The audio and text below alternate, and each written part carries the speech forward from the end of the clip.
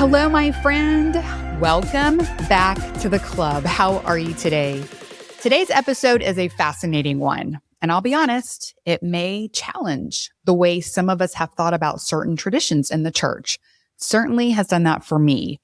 Now, most Christians know the story of the Tower of Babel, but very few know the man behind it. His name was Nimrod. And throughout history, some scholars have viewed Nimrod as the first prototype of the Antichrist and as the founder of the ancient pagan religious systems that have spread across the world after Babel. That's what today's guest is going to walk us through. Her name is Chastity Jameson, and she has a podcast called the Ancient Conspiracies Podcast, which is my new favorite. I learned about it from my friend Erin Carey, and I have been binging the episodes ever since. So after I was a few in, I reached out to Chastity and to say, please come on my podcast. There's so much I want to pick your brain about. She agreed, super happy about that and to have her here today. But I had a really hard time deciding which direction to go in because I'm so fascinated by so much of what she covers in her podcast. But the good news is that you can head there and listen yourself after you listen to this one. What we're going to talk about today is really another piece of the puzzle in my education around the topic of spiritual warfare. We are going to explore the influence of Nimrod, the spread of pagan mythology after Babel, and how elements of those ancient traditions are still echoed in our modern Christian culture, including in key holidays like Easter and Christmas. Again and again, I keep asking myself, why didn't I learn this in church? And it's why I feel compelled to talk about it here. We're all learning together. And I think the more truth we reveal, the more we understand Jesus as our Savior and the real story of redemption. Welcome, Chastity Jameson, to the Christian Health Club podcast. Yeah, thank you so much for having me. So exciting to have you here. Okay, well, why don't we start by having you tell us more about you and what led you to start the Ancient Conspiracies podcast? Yeah, so it was a bit of a journey. I grew up in a church called the Worldwide Church of God, and they adhered a lot more to Old Testament Judaism in a way.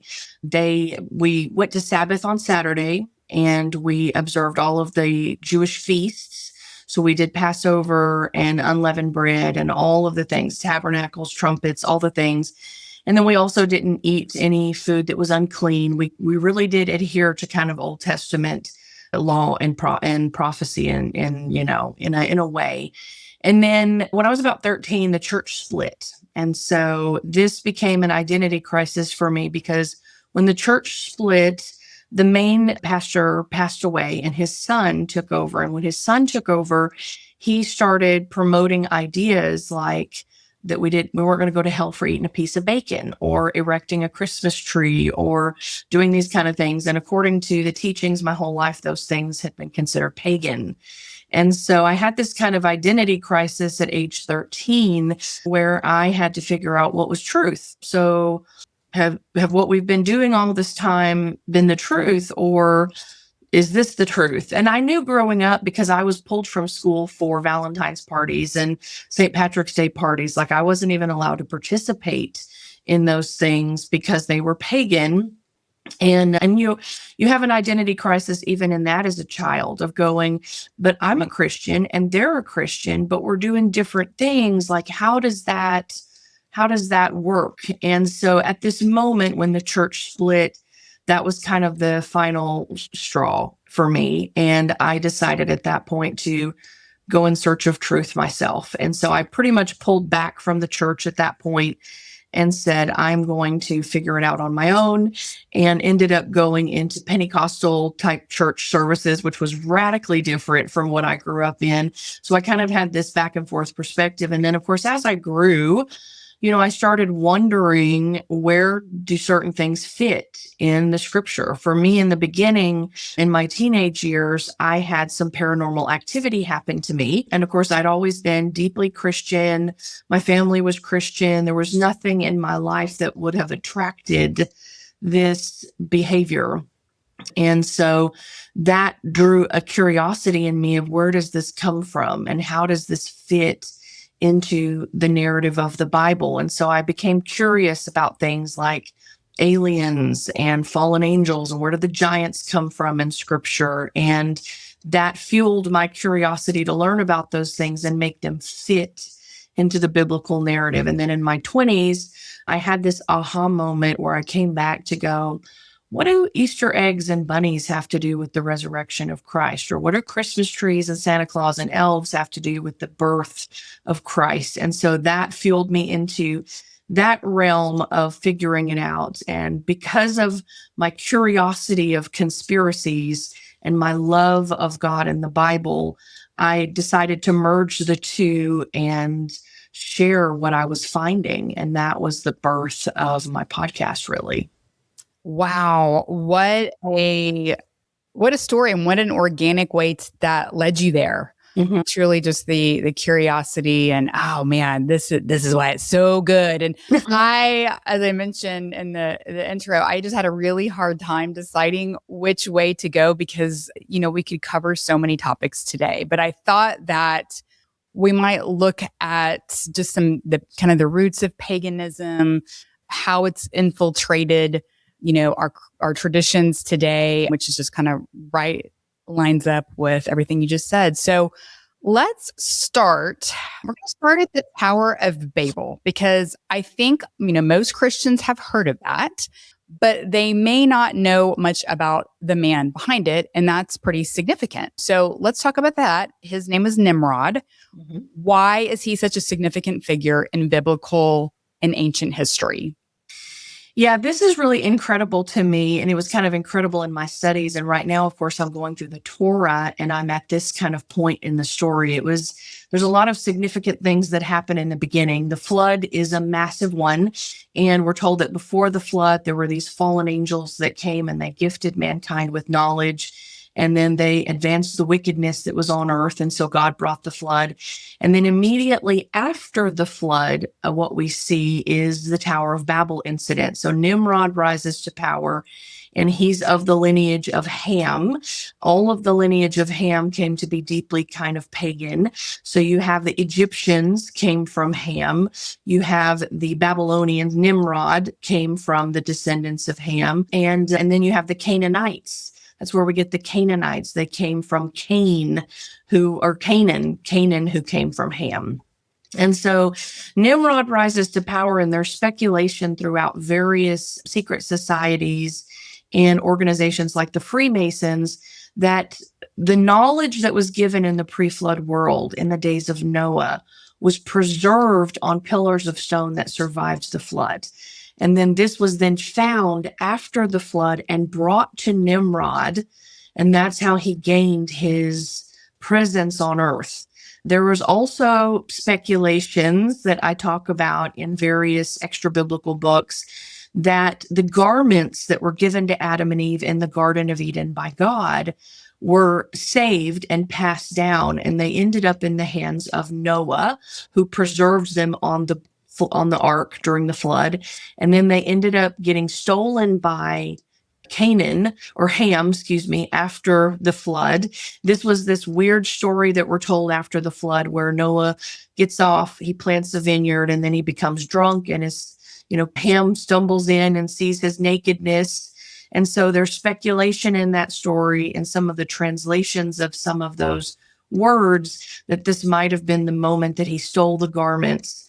And then those garments, according to various legends, had supernatural power because they were given by God. And so therefore, Ham passed the garments on to his son, who gave them to his son Nimrod. And so Nimrod put these garments on and he gained power. This is how he became a mighty hunter in the scriptures, what we're told. And this is how he rose to kingship, really, over the people after the flood. And therefore, he became king. And then this knowledge again was discovered on stone that was brought to him. And it's believed that in some way he utilized this knowledge, which was really deeply occultic knowledge, to rise to power, to promote the religion, again, of the fallen angels who had gifted the knowledge in the pre-flood world. Now they brought us this knowledge and we worship them. And this is where we get the idea of the pantheon of the gods. And he really promoted the worship of fallen angels. And then in the midst of that, he takes a wife and they have this son, and there's a whole story surrounding this trinity that they become in paganism. It's him, his wife, and his son. And a lot of it is a counterfeit of the story of Christ.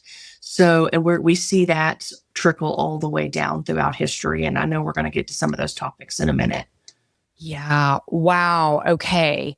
A lot to unpack there. I want to briefly just kind of pick up on, you mentioned an extracurricular book of the Bible that you have kind of looked at. And this was one of the ways I thought about going with the podcast, but you have a whole series on this. And were you referring to the book of Enoch?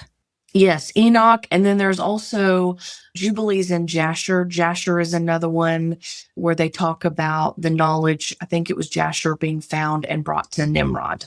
Okay, you do a really good job of breaking down the book of Enoch, which is why I decided not to go down that route today. You have a whole series on it. And so I highly recommend everybody listen to it, because I know one of the questions that I have had, over these past several years, if I learn more and more, is like, should we be reading that? Is it Christian? Is it, biblical? It's not in the Bible, but it does give us a lot of important information. And so you do a really good job of covering that. So I would recommend everybody listen to that.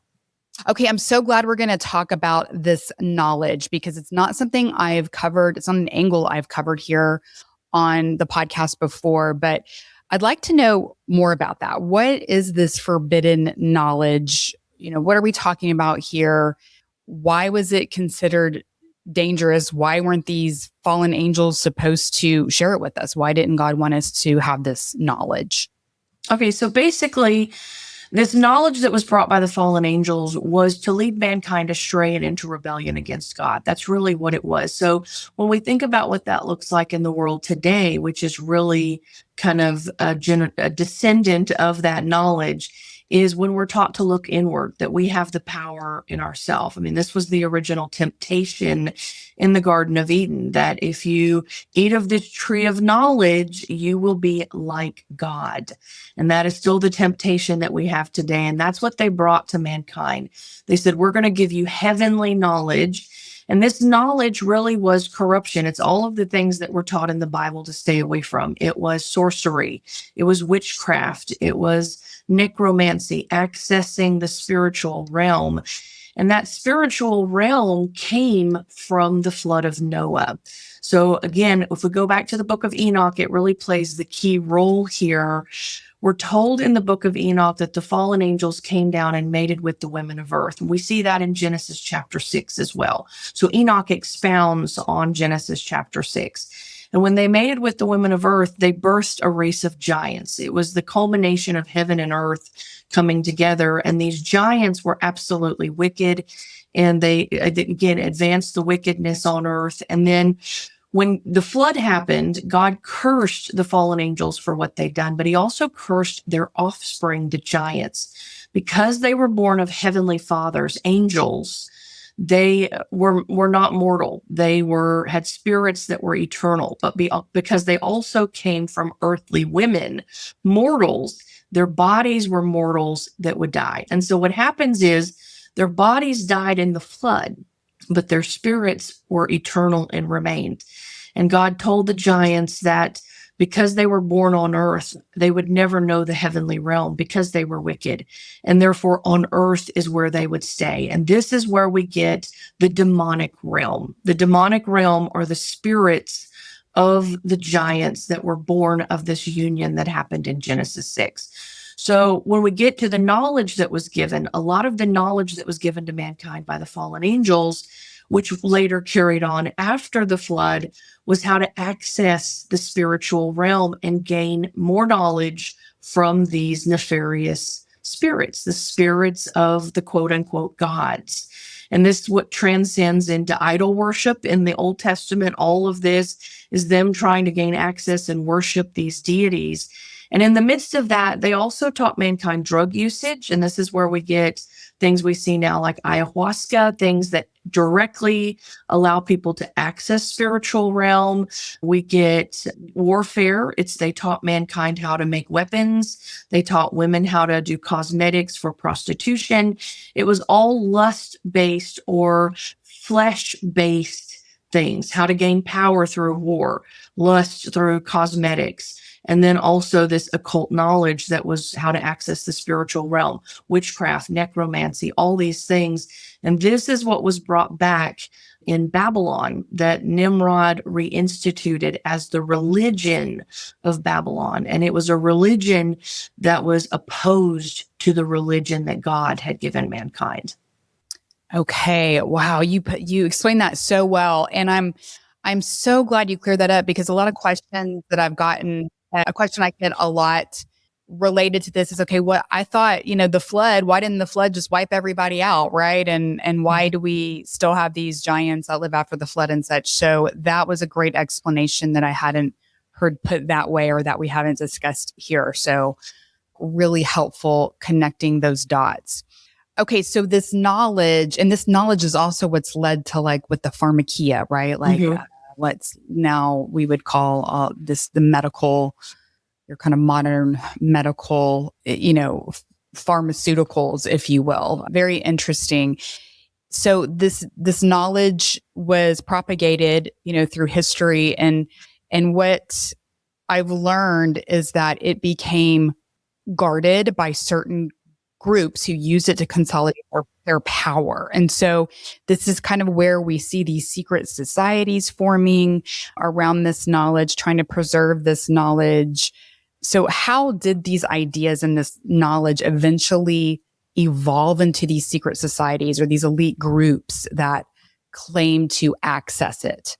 Yeah, this is also another interesting thing that blew my mind when I was studying for season 1 and doing all this research, because I didn't know any of this. I literally continued to stumble into this and find the biblical connections that blew my mind. So, as we said before, Ham's descendants were pretty much wholly evil. They were the pagan. You had the Egyptians, that rose up, and then you had Nimrod, and then you had Cush. Cush was one of Ham's sons. And Cush was the one that is speculated in some texts to be the one that stumbled upon the knowledge that was found after the flood. Now, he not only brought it to Nimrod, who utilized it as the worship and the religion of his kingdom, but Cush is believed to go on and have taught this across the globe, pretty much. He went straight to Egypt, where his brother was. Mizraim was one of the sons of Ham, and it translates into the English word Egypt. So his name was literally Egypt. This is where the Egyptian people come. So Cush, the father of Nimrod, traveled to Egypt and gave this knowledge to the Egyptians. And this is why we see Babylon and Egypt carry very similar ideas in their religious beliefs. And then when you get into paganism, there's this figure that emerges called Hermes. And you see Hermes found everywhere. Hermes was the teachers of the greatest Greek philosophers back in the day, Plato, Pythagoras. All of these people can trace a lot of their knowledge to Hermes. And the way Hermes is described is very similar to Cush. So I connect him in the podcast, Hermes, this figure, as being Cush, the father of Nimrod. And Hermes was known for his vast knowledge on science and different topics of philosophy and psychology and alchemy. These are all these sciences that kind of were part of the fallen angel knowledge that was given to mankind. And when you get into alchemy specifically, this is really interesting. You find that alchemists were always searching for a couple of different substances. First of all, they were trying to turn everything to gold. How can they create gold out of base metals? But then also they were searching for what we see movies written about now called the Philosopher's Stone. And the Philosopher's Stone is this mysterious object which was believed to prolong life and cure all forms of illness, which was attributes that were given to the tree of life. So what we're kind of shown in that history is that science, the fallen angel knowledge, was given to mankind so that they could somehow tap in to what God had given man in the very beginning, and then what was cut off from man when they fell in the Garden of Eden. It was replicating the tree of life, prolonged life, curing all forms of illness, all these things that we see, blessings given to God, the fallen angels taught mankind how to use so that they could try to achieve them on their own. And so the reason I tie that into Hermes is that, like I said, Hermes, the knowledge that was given to Hermes, he was recognized in Greece as Hermes, but he was recognized in Egypt as something else. And I referenced in the podcast, sorry, my brain left me.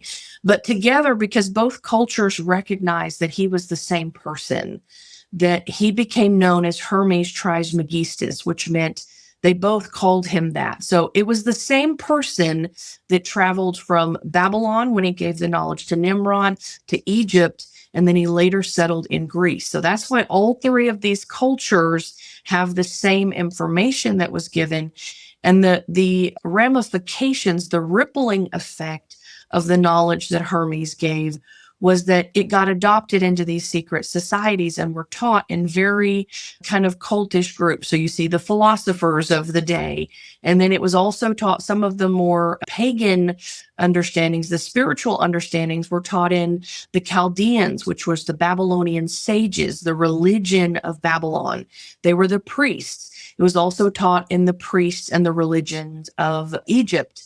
So one of these secret societies that arose in Egypt was called the Brotherhood of the Snake.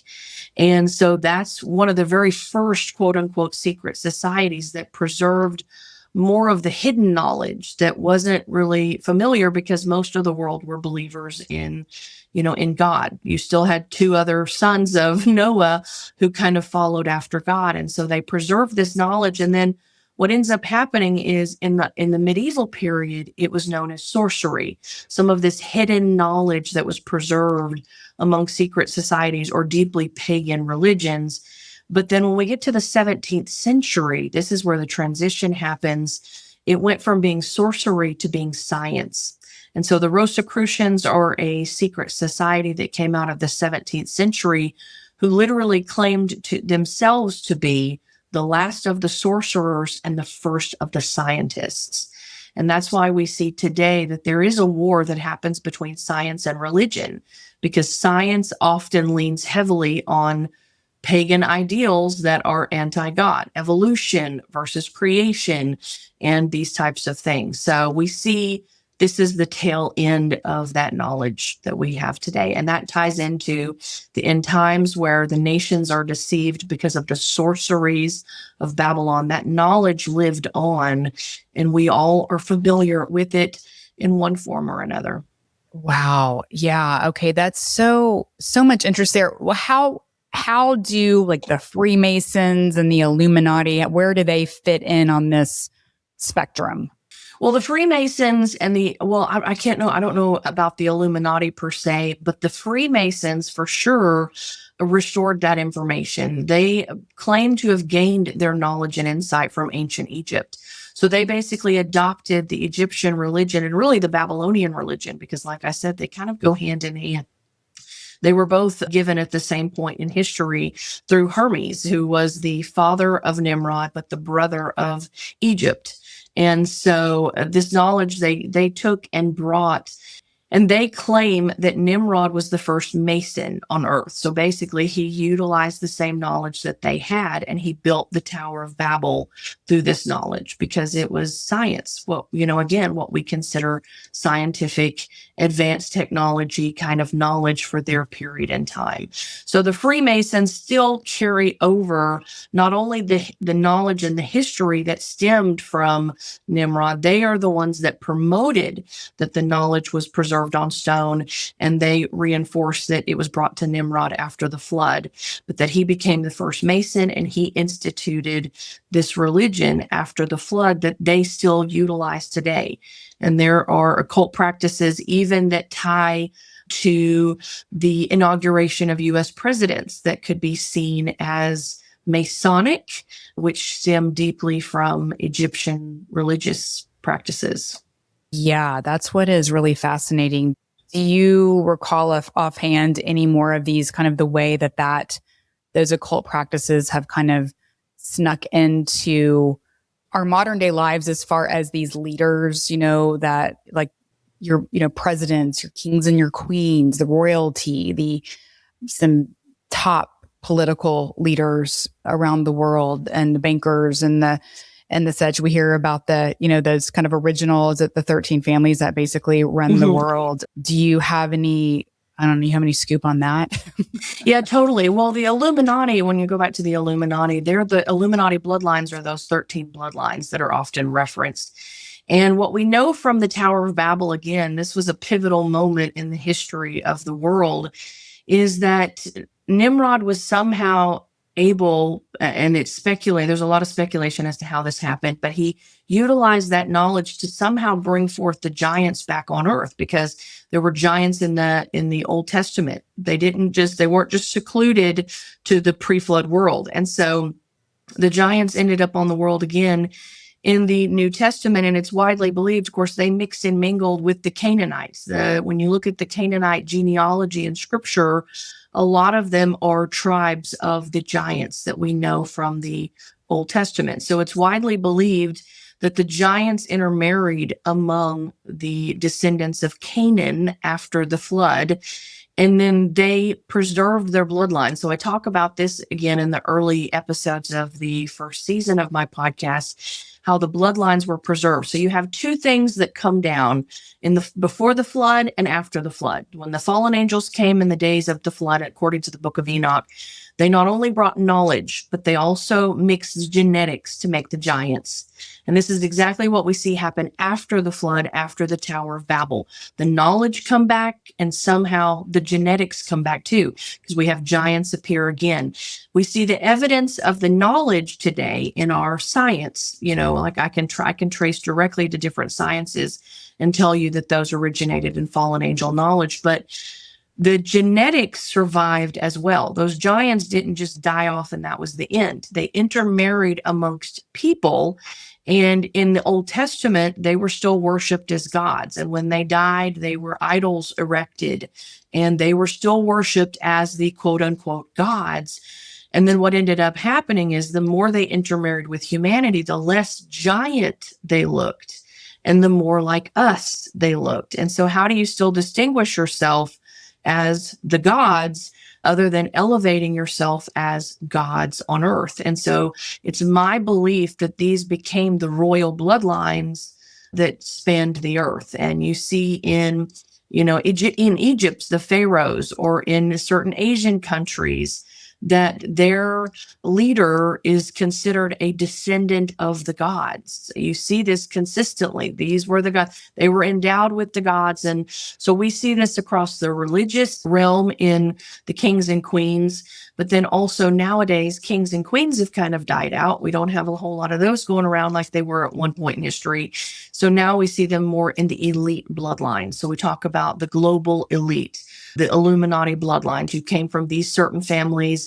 They are still considered the bloodlines that descended from the gods, and they still to this day rule the world in various capacities, maybe not as kings and queens, but as global empires, corporate empires that rule every aspect of our energy and our food industry and all these different things. So the knowledge still exists in various capacities, and the bloodlines still exist in various capacities. Oh, yeah. Wow. That's amazing. It's so interesting when we look back, as you were mentioning, across these ancient civilizations, Babylon and Egypt and Greece and Rome, we see these similar stories and how it's all, stemmed from Nimrod and moves on from there. It's very fascinating. And we see those similar patterns of, the god, the goddess, the divine child appearing in these different cultures, when really we can trace it back to this, kind of this one event, this one family. It's very fascinating. Let's talk about how the paganism, these pagan customs, have ended up blending with, or, kind of influencing our Christian holidays and practices. How did that happen? Yeah, so as Christianity spread across the globe, there were points in time where we made sacrifices, and that comes naturally because even in the Old Testament, as the Jews were told by God, Israel, the tribes of Israel went out to, branch out and move across the land. God told them, even on their way to the promised land, specifically, that they were going to go through these pagan nations and lands. And he specifically told them in the book of Deuteronomy, when you go into these cities, destroy all the artifacts, destroy everything. Do not take anything they have, and do not think that you are going to worship me in the way that they worship them. So basically, don't take anything that they have used to worship their gods and think that you're going to convert it to worship me with it, because I don't want anything about it. And he told this to the Israelites in the Old Testament. And so as they went through these pagan lands, this was the reason that they destroyed everything, because they were not to use it to worship God. So when we get to the Christian church after Christ, and the Roman Catholic Church is the first to pop up to carry the torch of Christianity really in the ancient world, and it was the primary Christian religion for many, many centuries, they weren't given that memo. They didn't have the direct access to God that the Jews did, who told them directly. And so when they went through the pagan lands on their conquest to make Christianity the primary religion, they did what the Jews were told not to. So they would go into these nations and they compromised in certain aspects. And what I mean by that is there are vast examples of them going into nations and going, okay, we see that you have a hard established holy day here where you celebrate the birth of your God. So how about you just celebrate the birth of our God on that day instead? Or how about you take what you've been using to worship, your fertility practices or your rites, and it falls around the same time of year as we do this. How about you continue doing it, but do it for our God instead? And so what happened when that takes place is that now you have, like me as a child, two groups of people who claim to be Christian, but they're celebrating Christianity in different ways. So you have the people who are celebrating according to the Old Testament, and you have the people who are celebrating in this new pagan flair. And so then people start going, oh, I really like that, so I think I'm going to adopt that into my practice. And then before you know it, the lines get completely blurred. And so when it comes to practices, specifically like Easter, which is coming up on the horizon, we can tell that has pagan origins, because many people celebrate Easter with ham, eating a ham. And according to the Jews, ham was unclean. They would have never eaten pork. And so that tradition, in a Christian viewpoint, you can definitely see the pagan roots of that. Not only that, but Israel never celebrated fertility. Fertility was something that was celebrated deeply in pagan traditions. And that's why the celebration of Easter can be tied to who Nimrod's wife became.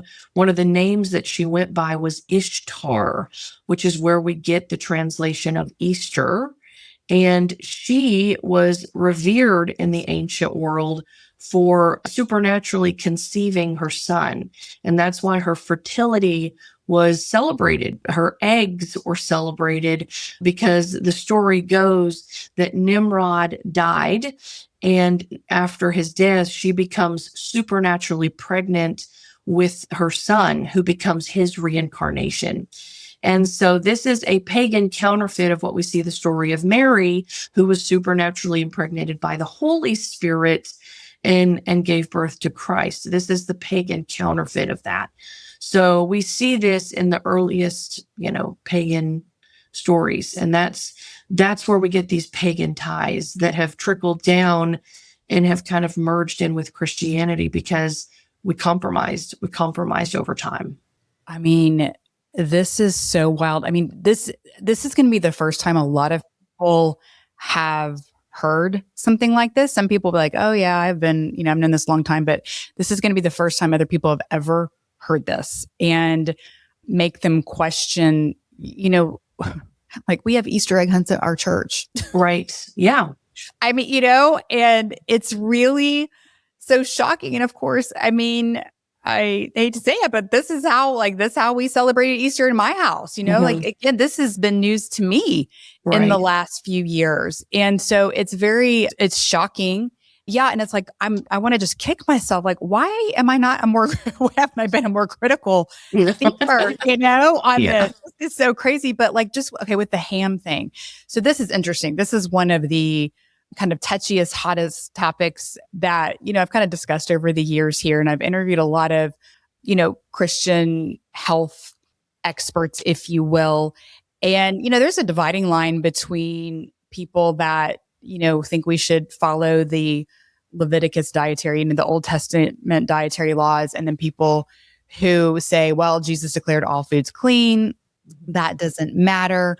So just kind of where, you've already told us a little bit, but just what are your thoughts around that and where you kind of stand around that today? Well, I eat bacon. So do I. I do.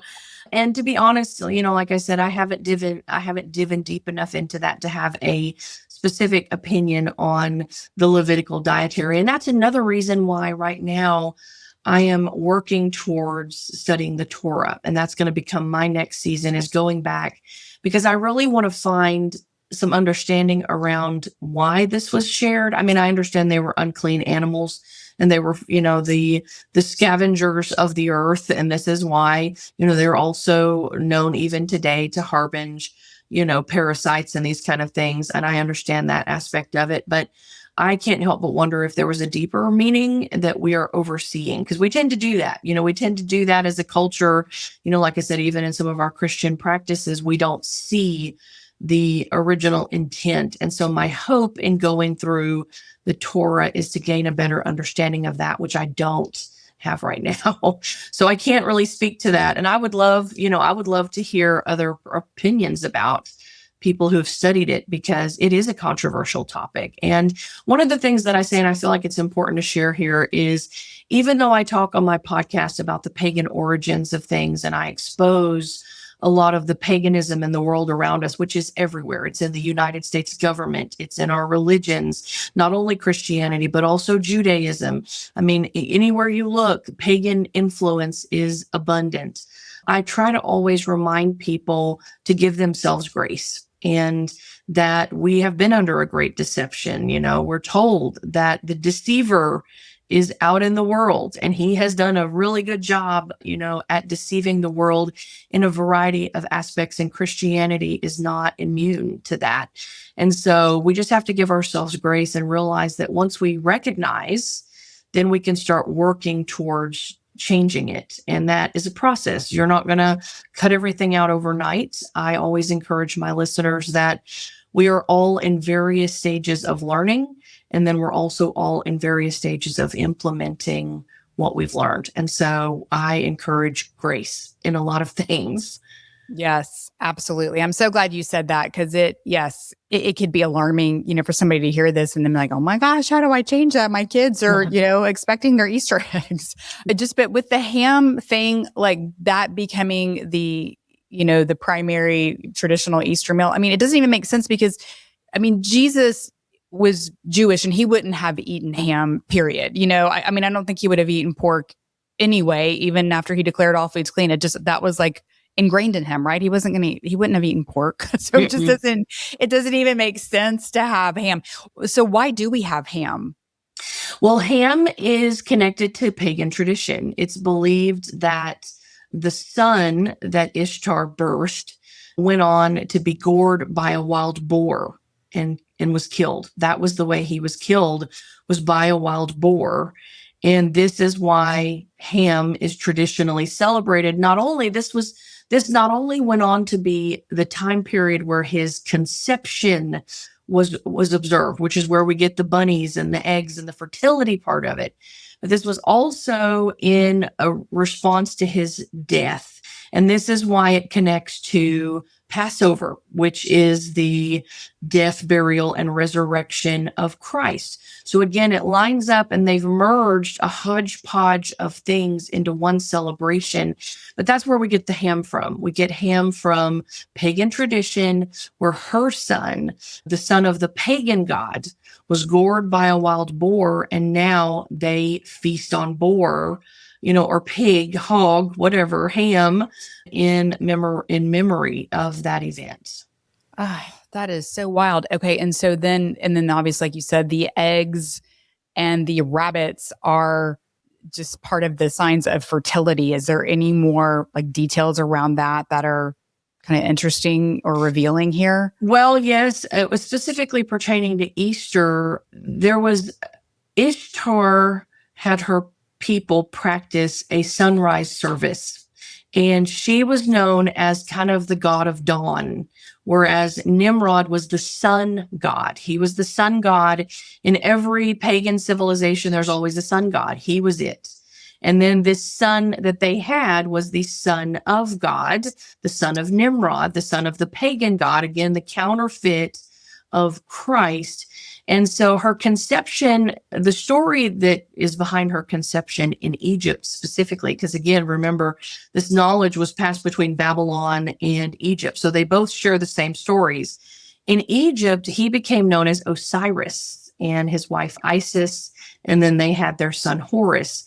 Well, in Egypt, the story went that Osiris and his brother Set ended up in a fight. Set killed Osiris and chopped his body into 13 pieces. And then Isis, the wife, went and gathered all of his pieces and tried to put him back together. But she could not find his missing phallus, his male part. And so she erected an obelisk. This is why Egypt is filled with obelisks. There's obelisks all over the world. They're at the St. Peter's Cathedral in Rome. They're at the Washington Monument here in the United States. These are the obelisks that she erected to replace his missing phallus. And then she conducts an occult ceremony, which came from that occult knowledge given by the fallen angels, where she calls forth the seed of Osiris to come up through the obelisk and impregnate her. And that is how she becomes supernaturally pregnant with the sun. This is why it was such a massive event in the ancient world to celebrate her fertility and her ability to carry the son, who not only becomes the son of Nimrod, but he is Nimrod in the flesh. So he's the son of God, but he is the reincarnation of the God.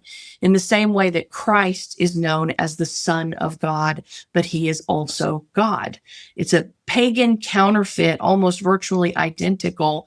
And that's what takes place in the ancient world. And this is also what takes place still. This ceremony exists, which I tie in the podcast to the inauguration of US presidents. This is why there is an obelisk and the Capitol dome, because the same way that the pharaohs, it may not have been the reincarnation, every new pharaoh came, but they had to perform this ceremony so that the spirit of Nimrod would inhabit, or Osiris would inhabit the new pharaoh every time. So it wasn't just the birth of him one time, his spirit was reincarnated into every pharaoh that came. So therefore they would perform a ceremony at the inauguration of every new pharaoh of Egypt, where they would again call forth the seed of Osiris, his spirit, to possess the pharaoh. And that's why he became the living representative of the God on earth. Now, the difference here in the counterfeit is that their God was dead. And so they promote reincarnation, which is the same spirit inhabiting multiple people. That's a pagan idea. Whereas Christ is alive. He died, but he rose again. And so the God that we serve, his spirit doesn't re-inhabit a new people. When he died and rose and resurrected and was transfigured, he is going to come back in the same body that he left in. He has the same body yesterday, today, and forevermore.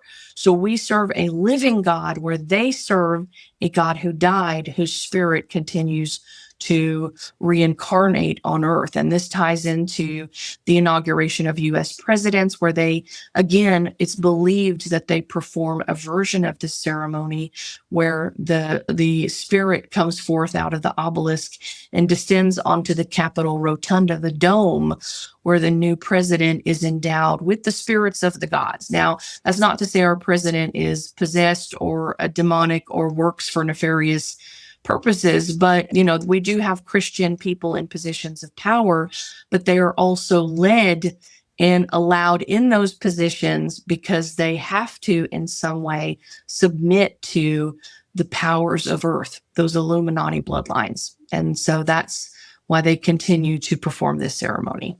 I mean, you just blew everybody's mind. Because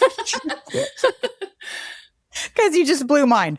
Oh my goodness. Okay. Wow. Okay. Well, where do the rabbits come in with this? I think the rabbits were just a sign of fertility because they say mate like rabbits. They have lots and lots of, it's just a fertility sign. That's really what it was. And eggs are a sign of fertility. Like rabbits don't lay eggs. What is the deal with the rabbits and the eggs? Eggs come from chickens.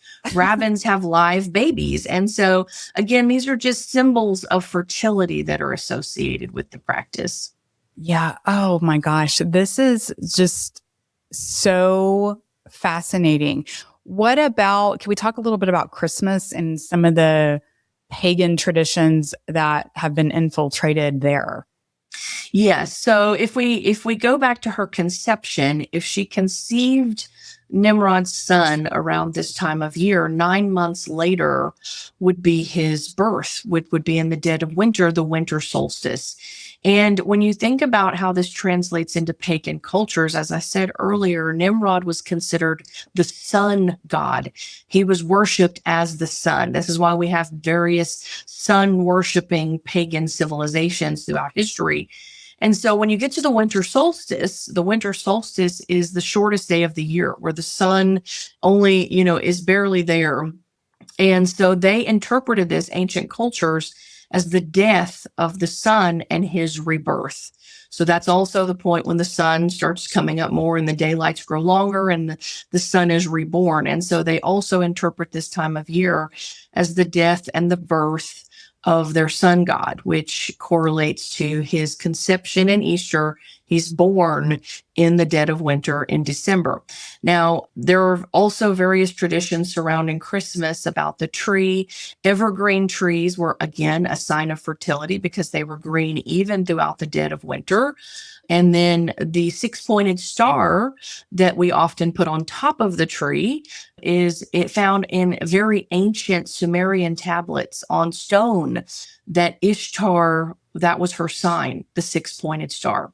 So the tree that we use is often connected to Nimrod, the fertility god, and the star that's put on the tree is his wife. The symbol, according to very ancient 3,000-year-old tablets, was associated with Ishtar, and both of them are erected in the celebration of the birth of their son.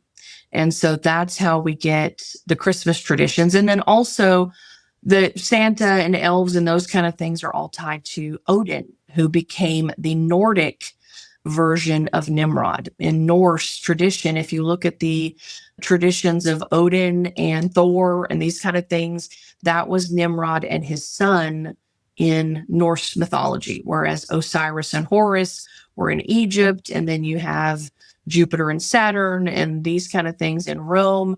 They're all kind of the same story about the same person, which was Nimrod really in the beginning. Wow. Well, that just perfectly ties everything together. That is so nuts. Yeah, because I've, read that Jesus's real birthday was in September. Am I remember that correctly? Do you know anything about that? Yeah, totally. Yeah. Now, what I say on my podcast is that Christ's real birthday was in the fall. And there are several hints to this in scripture. First of which, the most blatant of which is we're told in the birth of John the Baptist that his father, whose name totally skips me right now, went and he was a priest. Okay, so in the Jewish tradition under King David, when David starts getting old in age, he calls forth all of the priesthood and he organizes the priesthood into 24 groups. And he allots each of these groups a time slot so that their families can serve in the temple for 2 weeks out of the year. And that would cover the entire year. And then there are a couple of weeks that are missing from that. And that's because the entire nation was supposed to attend the temple. Everyone was going to be there. So he divides the priesthood into these 24 segments where each family of the priests would serve. So Zechariah is John the Baptist's father, and he was one of these 24 families. And so his family served in the temple for 2 weeks out of the year. And we're told in the story of the birth of John the Baptist that Zechariah was serving his family's term in the temple when he's visited by Gabriel and told that he will go home and conceive. They had been trying and she wasn't able to. And so this schedule of the priesthood was the same every year. It never changed. So it wasn't a guessing game. We can tell exactly which weeks Zechariah would have been in the temple serving. And we're told in scripture that when he goes home, his wife becomes pregnant. And then we're told that when she's 6 months pregnant, that Mary is also told that she is going to become pregnant. And so if we guesstimate the time frame of the weeks when Zechariah would have been serving, 6 months later would have been roughly Christmas, the winter time. And that's when Christ would have been conceived in winter. And then if you go 9 months later, it puts us September, October-ish, late September, early October-ish, which is typically when the Feast of Tabernacles is celebrated on the Hebrew calendar. And this is significant because the Feast of Tabernacles prophetically represents the moment when Christ returns to earth and dwells among his people for eternity. It was the symbolism in the Old Testament of God living amongst his people in the tabernacle. And it was possibly when Christ was born and dwelt among men, John 1:1. And then it's also when he's going to return and live with us for eternity. So it makes beautiful sense in scriptural sense that he was not born in the dead of winter, that he was instead born close to or around the time frame of the Feast of Tabernacles. But the reason that we celebrate it in winter is because that was one of those holidays that maybe the Catholic Church was like, hey, it's close enough. Why don't you just, celebrate your same thing, but our God, right? Is that one of those compromises they were trying to make? And that's why we celebrate this? Yes, it was. And then Constantine, the Roman emperor, is the one that shifted us to celebrating his day of birth at Christmas, along with the Roman world. So Constantine was the shift where we transitioned over to Sunday as the day of worship, as opposed to Saturday, the Sabbath. And it was also under Constantine that people began celebrating the birth of Christ in December. Okay. All right. Again, everyone's like, what have I been learning my whole life? Mm-hmm. Yeah. Oh my gosh. Okay. So since Easter is just right around the corner, I'm just curious, what kind of practices do you have in your home, or how do you celebrate it? Do you celebrate more kind of Passover focused? Do you blend the things? How do you integrate that? Yeah, this is something that I have tried to find the happy medium for in recent years, because I am torn, having been raised to believe the Old Testament, but then also recognizing the significance of Christ's role in it. What I've done, because I've had a very young child in recent years, is we either watch the 10 Commandments, which is, the old Charleston Heston 10 Commandments, or because she was really too young in years past to do that, I also got my hands on some of those. I don't know if you remember them or not. They were they weren't the Golden Book, but they were the Arch books that we had as children, who were all the Bible stories. And they make some now that talk about the 10 plagues. And so I would go and get one of those books, and then I would go to the dollar store and I would buy fake crickets, or I would buy, little things that represented each of the plagues. And then I would read the story to her, and we would play with the stuff as we went through the plagues. And then by the time we got to the part where the blood was on the doorpost, we would go and put a red ribbon over our doorpost. And then we would transition into how Christ became the lamb that was sacrificed, whose blood covers us and protects us. And so we typically still do that today. She still looks forward to putting the red ribbon on the doorpost every year at Passover. And in talking about that, we now also do a little communion with grape juice with her, because that's what Christ did on Passover. That was the whole Last Supper, was on Passover. And he told his disciples in that, as you do this practice going forward, do it in memory of me. And so that's why I try to merge both. So you get the beginning story of how God protected Israel, but then you get Christ's fulfillment of it, because that's how it played out in real life. I like that. Do you like a special meal on Resurrection Day? Do y'all practice any kind of tradition around that? We don't. In years past, we've just done it we try to make it a fancier meal. We do candlelight dinner. And then we have done those really fun in years past. They're called resurrection rolls, where you take a roll and you put a big marshmallow in the middle of it. And then when you bake it, the marshmallow disappears. So when you open it up, there's just this big opening, and it's supposed to symbolize like Christ is no longer in the tomb. He was buried in the tomb, but he didn't come, the tomb, he's not still there. And so we've done some of those kind of fun practices, but again, I don't have the same connection to it that I did as a child. And so I don't do like a Passover Seder or anything like that. Maybe after going through the Torah, I'll be inspired to, but at this point, we just keep it very simple. Because again, we're also trying to hold the attention of a young child. Right. Well, and I like that, like you said, finding that middle ground and just incorporating some of those, more true traditions, I guess. I like that. Okay. Well, kind of one last question. You mentioned the counterfeit kingdom. That's what you have a saying that you say all the time on your podcast regarding that, the counterfeit. It's like Satan's always got a counterfeit version of, what we see in the Bible, basically. But just kind of wanted to end with, what does this story about Nimrod, because Nimrod is considered really the first Antichrist. What does that prepare us for? What should we be looking for? How does that relate to end time prophecy? What should we be thinking about that around this? Yes. So like you said, Nimrod was, predicted or viewed as the first Antichrist. And then like we were talking about with the death of his son, who was supposedly gored by a wild boar, it was long believed that he would one day come back, that son of the pagan god would one day return to earth and restore his ancient kingdom. And this isn't just found in Babylonian mythology, it's found in Egyptian mythology of Horus. It's found in Roman mythology of Apollo. It's found in various mythologies. And so what we see today, specifically as it relates to America, is if we just look at our dollar bill, and I talk about this on the podcast, on the back of the dollar bill is the Great Seal of the United States. And what we see on there is not only a pyramid with 13 stones on it, or 13 levels on it that represent the 13 pieces of Osiris, and the eye of Horus. That eye that's sitting on top of the pyramid is a homage to the Egyptian son of God, Horus.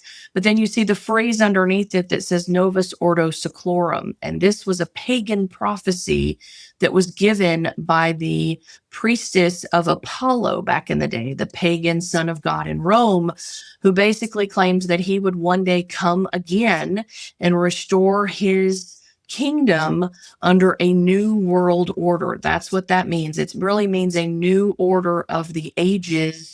And so again, it's this prophecy that he's going to one day return.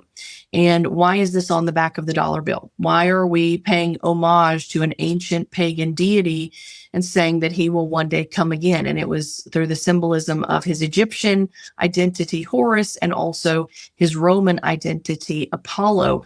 Well, this is also what we're told in Scripture. In the Bible, we are told that the Antichrist will return and gather the nations together under a one world order. This is what the whole world is working to right now. And that he will lead the world. This will be the reunification of his kingdoms. And then out of that, Christ will come. Christ will return. And so even in Scripture, in the book of Revelation, we're told that when the bottomless pit is opened and the locusts come out onto the earth, there was a king over the bottomless pit, and his name was Apollyon, and that is Apollo. This is the moment when Apollo is released. Now, whether it's the physical being that comes onto earth, or really it's more likely translated the spirit of Apollo, just like the spirit of Nimrod inhabited people throughout the years through reincarnation. This is going to be the spirit of Apollo that inhabits the Antichrist that we see. And so Nimrod was the first Antichrist. His son, or the spirit of his son, is going to inhabit the final Antichrist on earth. And that's how that connection is made.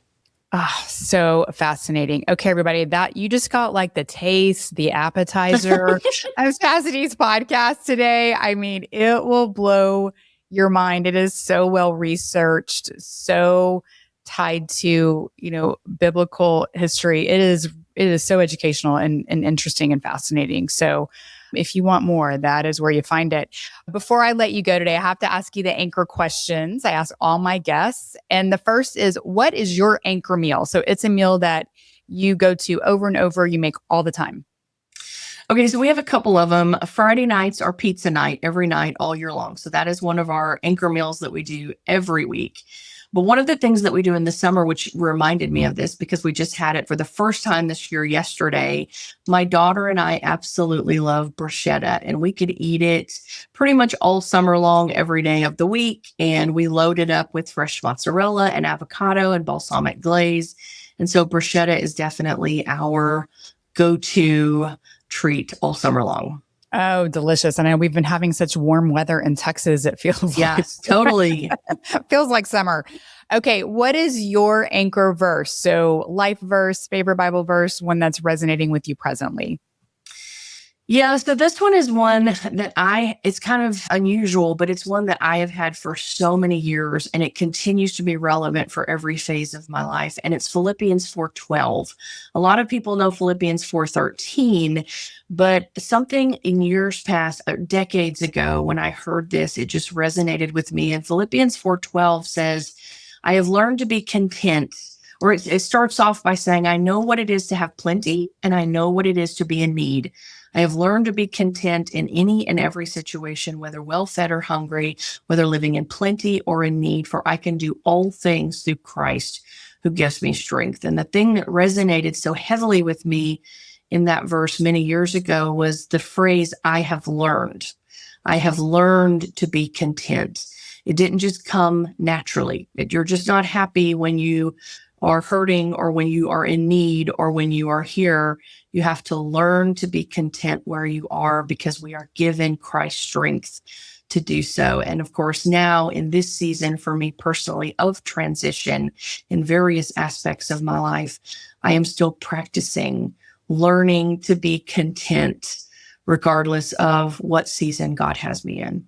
Oh, that is such a good point with that. Yeah, because we have to be intentional about it. We have to be aware of it. We have to work at it. It's not instinctive for that. Very, very nice. I love that. Well, tell people more about where they can find you. Tell them what's coming up in the Ancient Conspiracies podcast, and also tell them about your membership library because it is awesome. It is just a wealth of knowledge back there. Thank you. Yes. So I'm on all the platforms. You can find me on anywhere podcasts are aired at Ancient Conspiracies is the name of the podcast. You can also go to my website, ancientconspiracies.com. And I'm also on Facebook and Instagram. You can find our groups in both of those locations. And then right now, what I'm working on is the new season. I have not done an episode since May of last year. I went on sabbatical a little bit to get a break and some relief. I had some things to focus on at home, but now I am currently working on the Torah. And so my next season, which will air this fall, will cover the Torah because as I've had some downtime and prayed about what God wants me to do next, I really feel a strong urgency in my spirit to go back to the roots of our faith and to understand what God said to his people in the Old Testament, and then also see how Christ backed it up in the New Testament, because we often view these as two different sets of instruction. And I do think that there is correlation between the two, where the Jews had kind of gone a little squirrely and gone off a rabbit trail, and Christ was trying to bring them back. No, this is what was originally said, or this is how it was intended to be. So my next season, I'm going to go through the Torah, and then the season after that, I plan to go through the Gospels. And we can see the comparison side by side of both God and his son sharing what message is the silver lining in between. So that's my current goal. And then for anybody who is new to the podcast or is interested, I do offer a member section on my website where I share all of my script notes and reference materials from every single episode. And so they can go in, access that. I have a lot of people come in and get access to membership so they can start Bible studies in their church and use my notes, the episode script notes, to, manipulate Bible studies in their own churches. So it's a great resource for anyone who's interested. Yes, it is. I was so happy to see you're doing a new season. I thought, well, maybe she's done. It's been a while since you wrapped up season 3. And so I was like, oh man, I just found you and you're done. So I was really glad to see that season 4 is coming. And now I know there will be a season 5 as well. I can't imagine the work it takes to come up with put these episodes together. I mean, it's just very well researched, and I know it takes a lot of your time. So just very much appreciate the work that you're doing in the world. Thank you so much. I really appreciate that. Well, so glad you could join us today. And thank you everybody for listening. I hope you have a healthy and blessed week, and I will talk to you soon.